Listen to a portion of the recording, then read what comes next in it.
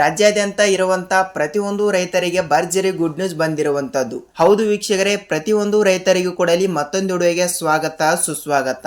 ಹೌದು, ಪ್ರಧಾನಮಂತ್ರಿ ಕಿಸಾನ್ ಸನ್ಮಾನ್ ಯೋಜನೆಯ ಈಗಾಗಲೇ 22ನೆಯ ಕಂತಿನವನ್ನು ಆಲ್ರೆಡಿ ಆಗಿ ಕೂಡ ಪ್ರತಿಯೊಂದು ರೈತರಿಗೂ ಕೂಡ ಈಗಾಗಲೇ ಹಣ ಅನ್ನೋದು ಕೊಡಲಿ ಬಿಡುಗಡೆ ಆಗಿರುವುದರಿಂದ ಇನ್ನೂ ಕೆಲವು ರೈತರಿಗೆ ಇಲ್ಲಿ ಯಾವುದೇ ರೀತಿಯಾಗಿ ಕೂಡ ₹1 ಹಣವನ್ನು ಕೊಡಲಿ ಬಿಡುಗಡೆ ಆಗಿಲ್ಲ. ಹೌದು, ಯಾವ ಕಾರಣದಿಂದ ಇಲ್ಲಿ ಆಗಿಲ್ಲ ಮತ್ತು ಪ್ರತಿಯೊಬ್ಬರಿಗೂ ಕೊಡಲಿ 23ನೆಯ ಕಂತಿನವನ್ನು ಕೂಡ ₹2,000 ಹಣದ ಬದಲು ಇಲ್ಲಿ ₹4,000 ಹಣವನ್ನು ಹಂತ ಹಂತಗಳಾಗಿ ಬಿಡುಗಡೆ ಆಗ್ತಾ ಇರುವುದರಿಂದ ಇದು ಎಲ್ಲಾ ರೈತರಿಗೂ ಕೊಡಲಿ ಅನ್ವಯವಾಗುತ್ತದೆಯಾ ಮತ್ತು ₹2,000 ಹಣದ ಬದಲು ಇಲ್ಲಿ ₹4,000 ಹಣವನ್ನು ಪಡೆದುಕೊಳ್ಳಬೇಕಾದ್ರೆ ಯಾವ ರೂಲ್ಸ್ ಗಳನ್ನು ಕೊಡಲಿ ಫಾಲೋ ಮಾಡಬೇಕು ಅಂತ ಸ್ನೇಹಿತರೆ ಇಲ್ಲಿ ಅದನ್ನು ಕೂಡ ಸ್ವಲ್ಪ ನಾವು ತಿಳಿದುಕೊಳ್ಳುತ್ತಾ ಹೋಗಬಹುದು. ಹೌದು, ರೈತರಿಗೆ ಉಪಯುಕ್ತವಾಗುವಂತಹ ಮಾಹಿತಿಗಳನ್ನು ಮಾತ್ರ ನಾವು ಪ್ರೊವೈಡ್ ಮಾಡ್ತಾ ಇರ್ತೀವಿ. ಹೌದು, ಅದಕ್ಕಿಂತ ಮುಂಚೆ ಇಲ್ಲಿ ಪ್ರತಿಯೊಬ್ಬರಿಗೂ ಕೊಡಲಿ ರೈತರ ಖಾತೆಗಳಿಗೆ ಬೆಳೆಹಾನಿ ಪರಿಹಾರ ಹಣ ಅನ್ನೋದು ಕೊಡಲಿ ಪ್ರತಿಯೊಬ್ಬರಿಗೂ ಕೊಡಲಿ ಬಿಡುಗಡೆ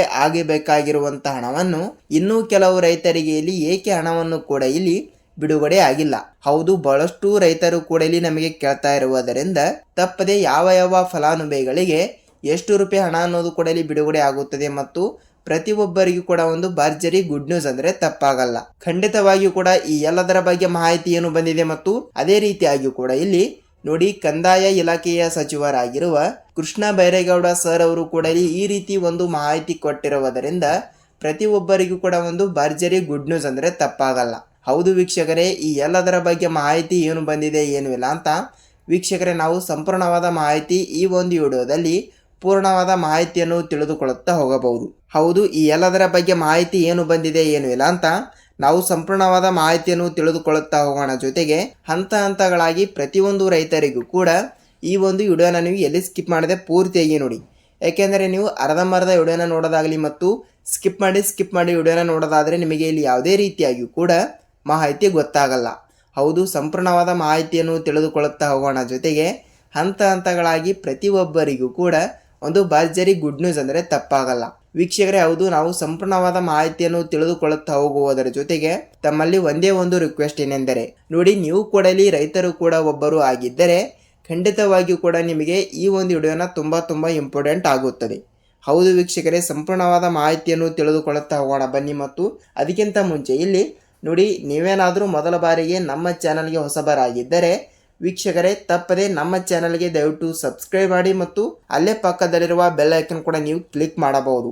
ಯಾಕೆಂದರೆ ಪ್ರತಿಯೊಬ್ಬರಿಗೂ ಕೂಡ ತಪ್ಪದೆ ಇಲ್ಲಿ ಬೆಳೆಹಾನಿ ಪರಿಹಾರ ಹಣದ ಬಗ್ಗೆ ಆಗಲಿ ಮತ್ತು ಆಲ್ರೆಡಿ ಆಗಿ ಕೂಡ ಇಲ್ಲಿ ನೋಡ್ತಾ ಹೋದರೆ ಒಟ್ಟಾರೆಯಾಗಿ ರೈತರಿಗೆ ಉಪಯುಕ್ತವಾಗುವಂತಹ ಮಾಹಿತಿಗಳನ್ನು ಮಾತ್ರ ನಾವು ಪ್ರೊವೈಡ್ ಮಾಡ್ತಾ ಇರ್ತೀವಿ. ಈ ಒಂದು ವಿಡಿಯೋನ ನೀವು ಪೂರ್ತಿಯಾಗಿ ನೋಡುವುದರ ಜೊತೆಗೆ ಎಲ್ಲಾ ರೀತಿಯಾಗಿ ಕೂಡ ಇಲ್ಲಿ ಮಾಹಿತಿಯನ್ನು ನೀವು ತಿಳಿದುಕೊಳ್ಳುತ್ತಾ ಹೋಗುತ್ತೀರಿ. ಹೌದು, ಪ್ರತಿಯೊಬ್ಬರಿಗೂ ಕೂಡ ತಪ್ಪದೆ ಈ ಒಂದು ವಿಡಿಯೋನ ಕೂಡ ನೀವು ಶೇರ್ ಮಾಡಬಹುದು. ಸೊ ಇಲ್ಲಿ ಅವರಿಗೂ ಕೂಡ ಎಲ್ಲದ ರೀತಿಯಾಗಿಯೂ ಕೂಡ ಮಾಹಿತಿ ತಿಳಿಯುತ್ತಾ ಹೋಗುತ್ತದೆ. ಹಾಗಿದ್ರೆ ಬನ್ನಿ ವೀಕ್ಷಕರೇ, ಲೆಟ್ಸ್ ಬಿಗಿನ್ ಸ್ಟಾರ್ಟ್ ಅಂತ ವಿಡಿಯೋ. ನೋಡಿ, ಇಲ್ಲಿ ಬೆಳೆಹಾನಿ ಪರಿಹಾರ ಹಣದ ಬಗ್ಗೆ ಮೊದಲು ನೋಡಿಕೊಳ್ತಾ ಹೋಗ್ತಾ ಇದ್ರೆ ಹೌದು, 2025-26ನೆಯ ಸಾಲಿನ ನೋಡಿ ಮುಂಗಾರು ಹಂಗಾಮಿನಲ್ಲಿ ಬೆಳೆ ನಾಶವಾಗಿರುವ ಕಾರಣದಿಂದ ರೈತರ ಖಾತೆಗಳಿಗೆ ಇಲ್ಲಿ ನೋಡಿ ಬೆಳೆಹಾನಿ ಪರಿಹಾರ ಹಣದ ಬಗ್ಗೆ 14.21 ಲಕ್ಷ ರೈತರ ಖಾತೆಗಳಿಗೆ 7ರಿಂದ 8 ಸಾವಿರ ಕೋಟಿ ಹಣವನ್ನು ಮೀಸಲಿಟ್ಟಿರುವ ಹಣವನ್ನು ಈಗಾಗಲೇ ರೈತರ ಖಾತೆಗಳಿಗೆ ಬಿಡುಗಡೆ ಮಾಡಿರುವ ಸರ್ಕಾರ ಇನ್ನೂ ಕೆಲವು ರೈತರಿಗೆ ₹1 ಹಣವನ್ನು ಕೂಡ ಬಿಡುಗಡೆ ಆಗಿಲ್ಲ. ಹೌದು, ಯಾವ ಕಾರಣದಿಂದ ಆಗಿಲ್ಲ ಅಂತ ಇಲ್ಲಿ ನಿಮ್ಮ ಪ್ರಶ್ನೆ ಆಗಿರುವಂಥದ್ದು. ಸಹಜವಾಗಿ ಕೇಳುವ ಪ್ರಶ್ನೆ ಇದು ಒಂದೇ. ನೋಡಿ, ಇಲ್ಲಿ 4ರಿಂದ 5 ತಿಂಗಳ ಹಿಂದೆನೆ ಈ ಒಂದು ಹಣವನ್ನು ಬಿಡುಗಡೆ ಆಗಿರುವಂಥದ್ದು. ಸೊ ಸತತವಾಗಿ ಇವತ್ತು ಕೂಡ ಇವತ್ತು 500 ಜನ ಮತ್ತು ನಾಳೆನೂ ಕೂಡ 500ರಿಂದ 1,000 ಜನ ಅಂದರೆ ಬೆಳೆಹಾನಿ ಪಡೆದುಕೊಳ್ಳುತ್ತಿರುವವರ ಸಂಖ್ಯೆ. ಇಂದಿಗೂ ಕೂಡ ಹಣ ಅನ್ನೋದು ಕೂಡ ಸತತವಾಗಿ ಹಂತ ಹಂತಗಳಾಗಿ ಹಣ ಅನ್ನೋದು ಕೂಡ ಪ್ರತಿಯೊಂದು ರೈತರಿಗೂ ಕೂಡ ಬಿಡುಗಡೆ ಆಗ್ತಾ ಇರುವಂಥದ್ದು. ಸೊ ಆದ ಕಾರಣ ಪ್ರತಿಯೊಬ್ಬರಿಗೂ ಕೂಡ ತಪ್ಪದೆ ಖಂಡಿತವಾಗಿಯೂ ಕೂಡ ಇನ್ನೂ ತನಕ ಕೆಲವು ರೈತರ ಖಾತೆಗಳಿಗೆ ಯಾವುದೇ ರೀತಿಯಾಗಿಯೂ ಕೂಡ ₹1 ಹಣ ಅನ್ನೋದು ಕೂಡ ಬಿಡುಗಡೆ ಆಗಿಲ್ಲ. ಹೌದು, ಯಾವ ಕಾರಣದಿಂದ ಆಗಿಲ್ಲ ಅಂತ ನೀವು ನಮಗೆ ಕೇಳಬಹುದು. ಹೌದು, ಇದು ಸರ್ಕಾರದ ಕಡೆನೇ ತಪ್ಪಿದೆಯಾ ಮತ್ತು ಎಲ್ಲ ರೈತರ ಖಾತೆಗಳಿಗೆ ಹಣವನ್ನು ಬರಲಾರದವರ ಕಡೆ ತಪ್ಪಿದೆಯಾ ಅಂತ ನಿಮ್ಮ ಪ್ರಶ್ನೆ ಆಗಿರುವಂಥದ್ದು. ನೋಡಿ, ನಾನು ಪ್ರತಿಯೊಂದು ವಿಡಿಯೋದಲ್ಲಿ ಸಹಜವಾಗಿ ಹೇಳಿದ್ದೀನಿ ಮತ್ತು ಈ ಒಂದು ವಿಡಿಯೋದಲ್ಲಿ ಕೂಡ ಹೇಳ್ತಾ ಇದ್ದೀನಿ. ನೋಡಿ ವೀಕ್ಷಕರೇ, ಏನೆಂದರೆ ನೋಡಿ, FID ಅಂತ ನೀವು ತಪ್ಪದೆ ಮಾಡಿಸಬೇಕು. ಇದು ಎಲ್ಲ ರೈತರಿಗೂ ಕೂಡ ಬೆಳೆ ಹಾನಿ ಪಡೆದುಕೊಳ್ಳುತ್ತಿರುವವರಿಗೆ ಸಹಜವಾಗಿ ಅರ್ಥಪೂರ್ಣವಾಗಲೇಬೇಕು. ಅದಕ್ಕೆ ಹೇಳೋದು ನಾನು ವಿಡಿಯೋನ ಪೂರ್ತಿಯಾಗಿ ನೋಡಿ ಮತ್ತು ವಿಡಿಯೋನ ಇಷ್ಟವಾದರೆ ಮಾತ್ರ ಒಂದೇ ಒಂದು ಲೈಕ್ ಮಾಡಿ ಅಂತ. ನೋಡಿ, FID ಅಂದರೆ ಹೇಗೆ ಮಾಡಿಸಬೇಕು ಅಂದರೆ ನೋಡಿ, ಖಂಡಿತವಾಗಿಯೂ ಕೂಡ ಬೆಳೆ ಹಾನಿ ಪರಿಹಾರ ಹಣವನ್ನು ಕೂಡ ಪಡೆದುಕೊಳ್ಳಲಾರದವರಿಗೆ ಈ ಒಂದು ಮಾಹಿತಿ ತುಂಬ ಇಂಪಾರ್ಟೆಂಟ್. ನೋಡಿ, FID ಹೇಗೆ ಮಾಡಿಸಬೇಕು ಅಂದರೆ ನೋಡಿ, ನಿಮ್ಮ ತಾಲೂಕಿನಲ್ಲಿ ಇರುವಂತಹ ರೈತ ಸಂಪರ್ಕ ಕೇಂದ್ರಕ್ಕೆ ನೀವು ಒಂದು ಸಲ ಭೇಟಿ ನೀಡಿ ಮತ್ತು ಅಲ್ಲೇ ಇರುವಂತಹ ಕೃಷಿ ಇಲಾಖೆಗೆ ನೀವು ಒಂದು ಸಲ ಭೇಟಿ ನೀಡಿ ತಪ್ಪದೆ FID ಕೂಡ ತಪ್ಪದೆ ಮಾಡಿಸಬೇಕು. ಸಹಜವಾಗಿ ನಿಮ್ಮ ಆಧಾರ್ ಕಾರ್ಡ್ ಮತ್ತು ನಿಮ್ಮ ಬ್ಯಾಂಕ್ ಪಾಸ್ಬುಕ್ ಮತ್ತು ನಿಮ್ಮ ಆಧಾರ್ ಕಾರ್ಡ್ಗೆ ಲಿಂಕ್ ಇರುವಂಥ ಮೊಬೈಲ್ ನಂಬರ್ ಮತ್ತು ಅದೇ ರೀತಿಯಾಗಿ ಕೂಡ ನಿಮ್ಮ ಜಮೀನಿನ ಇದೇ ವರ್ಷದ ಒಂದು ಪಹಣಿ ಉತಾರಿ, ಹೌದು, ಈ ಎಲ್ಲ ಡಾಕ್ಯುಮೆಂಟ್ಗಳನ್ನು ಕೂಡ ತೆಗೆದುಕೊಂಡು ತಪ್ಪದೆ ನೀವು ನಿಮ್ಮ ತಾಲೂಕಿನಲ್ಲಿ ಇರುವಂತಹ ಅದೇ ನಾನು ಹೇಳಿರೋ ಪ್ರಕಾರ ಕೃಷಿ ಇಲಾಖೆ ಇಲ್ಲವಾದರೆ ರೈತ ಸಂಪರ್ಕ ಕೇಂದ್ರಕ್ಕೆ ನೀವು ಒಂದು ಸಲ ಭೇಟಿ ನೀಡಿ. ಹೌದು ವೀಕ್ಷಕರೇ, ಒಂದು ಸಲ ಭೇಟಿ ನೀಡಿ ತಪ್ಪದೆ FID ಕೂಡ ತಪ್ಪದೆ ಮಾಡಿಸಬೇಕು. ಈ ಒಂದು ಚಿಕ್ಕ ಕೆಲಸವನ್ನು ಮಾಡಿದರೆ ಮಾತ್ರ ನಿಮಗೆ ಸಹಜವಾಗಿ ಹಣವನ್ನು ಬಿಡುಗಡೆ ಆಗುತ್ತದೆ. ಸೊ ಕೆಲವರು ರೈತರು ಕೂಡ ಇಲ್ಲಿ ಕೇಳ್ತಾ ಇರ್ತಾರೆ ಮತ್ತು ಏನೆಂದರೆ, ಸರ್ ನಾವು FID ಕೂಡ ಮಾಡಿಸಿದ್ದೀವಿ, ಆದರೆ ಇಲ್ಲಿ ಯಾವುದೇ ರೀತಿಯಾಗಿಯೂ ಕೂಡ ನಮಗೆ ಬೆಳೆ ಹಾನಿ ಪರಿಹಾರ ಹಣವನ್ನು ಕೂಡ ಬಿಡುಗಡೆನೇ ಆಗಿಲ್ಲ ಸರ್. FID ಮಾಡಿಸಿ 1 ರಿಂದ 2 ತಿಂಗಳ ಕಾಲ ಆಯಿತು, ಆದರೂ ಕೂಡ ಇಲ್ಲಿ ಹಣ ಏಕೆ ಬಂದಿಲ್ಲ ಮತ್ತು ಯಾವ ದೋಷದಿಂದ ಇಷ್ಟಕ್ಕೆ ಲೇಟ್ ಆಗ್ತಾ ಇದೆ ಅಂತ ನಿಮ್ಮ ಪ್ರಶ್ನೆಯೂ ಕೂಡ ಆಗಿರುವಂಥದ್ದು. ಹೌದು, ಅದಕ್ಕೂ ಕೂಡ ಒಂದು ಉತ್ತರವನ್ನು ನೀಡ್ತಾ ಇದ್ರೆ ನೋಡಿ, FID ಅಂದರೆ ಏನು ಅಂತ ಮೊದಲಿಗೆ ನಾವು ತಿಳಿದುಕೊಳ್ಳುತ್ತಾ ಹೋಗೋಣ. ನೋಡಿ, FID ಅಂದರೆ ನಿಮ್ಮ ಜಮೀನಿನಲ್ಲಿ GPS ಆಗ್ತಾ ಇರುತ್ತದೆ.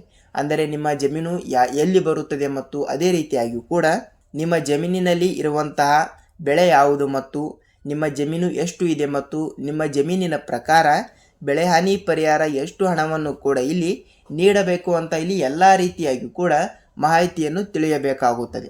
ಸೊ ಇದಕ್ಕೆ FID ಕೂಡ ಅನ್ನುವರು. ಸೊ ಅದೇ ರೀತಿಯಾಗಿ ಕೂಡ ಈ ಒಂದು ಚಿಕ್ಕ ಕೆಲಸ ಮಾಡಿದರೂ ಕೂಡ ನಿಮ್ಮ ಖಾತೆಗಳಿಗೆ ಇಲ್ಲಿ ಹಣ ಬಂದಿಲ್ಲ ಅಂದರೆ ಅನ್ವಯವಾಗುವಂಥ ಈ ಒಂದು ರೂಲ್ಸನ್ನು ಎಲ್ಲರೂ ಕೂಡ ತಪ್ಪದೆ ಪಾಲಿಸಬೇಕು. ಹೌದು ವೀಕ್ಷಕರೇ, ನಿಮ್ಮ ಬ್ಯಾಂಕಿಗೆ ನೀವು ಒಂದು ಸಲ ಭೇಟಿ ನೀಡಿ ತಪ್ಪದೆ ನಿಮ್ಮ ಪಾಸ್ಬುಕ್ಕಿಗೆ ನಿಮ್ಮ ಆಧಾರ್ ಕಾರ್ಡ್ ಲಿಂಕ್ ಆಗಿದೆಯಾ ಇಲ್ವಾ.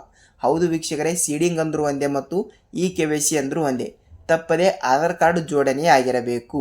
ಹೌದು, ಪ್ರತಿಯೊಂದು ವಿಡಿಯೋದಲ್ಲಿ ಕೂಡ ಹೇಳಿರುವ ಪ್ರಕಾರ ನಿಮ್ಮ ಬ್ಯಾಂಕಿಗೆ ನೀವು ಒಂದು ಸಲ ಭೇಟಿ ನೀಡಿ ಮತ್ತು ನಿಮ್ಮ ಬ್ಯಾಂಕಿಗೆ ನಿಮ್ಮ ಆಧಾರ್ ಕಾರ್ಡ್ FID ಕೂಡ ಮಾಡಿಸಿ. FID ಅಂದರೆ ಬೇರೆ ಬಿಡು, ಅದು ಬಿಟ್ಟು ಇಲ್ಲಿ ನೀವು ತಪ್ಪದೆ KYC ಮಾಡಿಸಿಲ್ಲ ಅಂದರೆ KYC ಕೂಡ ತಪ್ಪದೆ ಮಾಡಿಸಬೇಕು.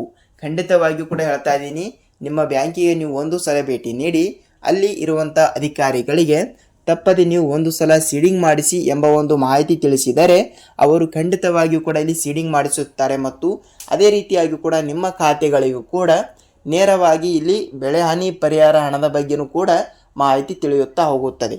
ಹೌದು, ಹಂತಗಳಾಗಿ ಪ್ರತಿಯೊಬ್ಬರಿಗೂ ಕೂಡ ತಪ್ಪದೆ ಹಣ ಅನ್ನೋದು ಕೂಡ ಇಲ್ಲಿ ಬಿಡುಗಡೆ ಆಗ್ತಾ ಇರುವುದರಿಂದ ಪ್ರತಿಯೊಂದು ಬೆಳೆ ಹಾನಿ ಪರಿಹಾರ ಹಣವನ್ನು ಕೂಡ ಇಲ್ಲಿ ಪಡೆದುಕೊಳ್ಳುತ್ತಿರುವವರಿಗೆ ಒಂದು ಭರ್ಜರಿ ಗುಡ್ ನ್ಯೂಸ್ ಅಂದರೆ ತಪ್ಪಾಗಲ್ಲ. ಯಾಕೆಂದರೆ 1 ಎಕರೆಗೆ 8 ರಿಂದ 15 ಸಾವಿರ ರೂಪಾಯಿ ಹಣವನ್ನು ಬಿಡುಗಡೆ ಆಗಿರುವುದರಿಂದ ಮತ್ತು ಕೆಲವು ರೈತರಿಗೆ ಇಲ್ಲಿ ಕೇವಲ 8 ರಿಂದ 9 ಸಾವಿರ ರೂಪಾಯಿ ಹಣವನ್ನು ಹಂತಗಳಾಗಿ ಬಿಡುಗಡೆ ಆಗಿರುವಂಥದ್ದು.